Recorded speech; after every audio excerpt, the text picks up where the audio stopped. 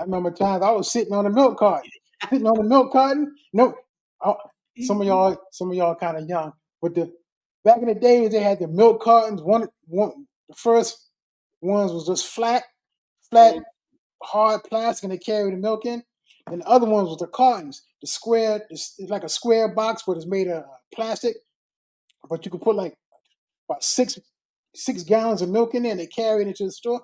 Yeah. Just take it home and sit on it because we had no chairs. I couldn't get a chair. Couldn't get a real chair then. But just sitting on milk cartons.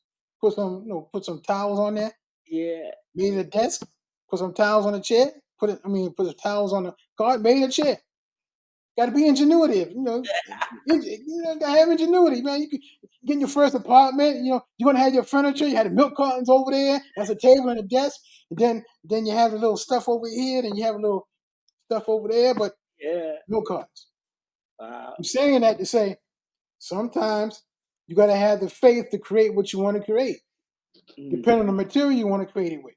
Yeah. There's a milk carton. That's what the purpose was, but you took the purpose and say, there's a milk carton, but it's going to support me until I get a chair, and it's going to be my chair. I'm going to call it a chair. Mm-hmm. And Yeah. if you eat too much, you sit on it, it's going to break, which you broke on me. We ain't getting into that, but what we're talking about here is faith. Oh, Lord. But today's teaching and today's lesson, because we're not going to keep you long like we normally stay, like 20, 25 minutes.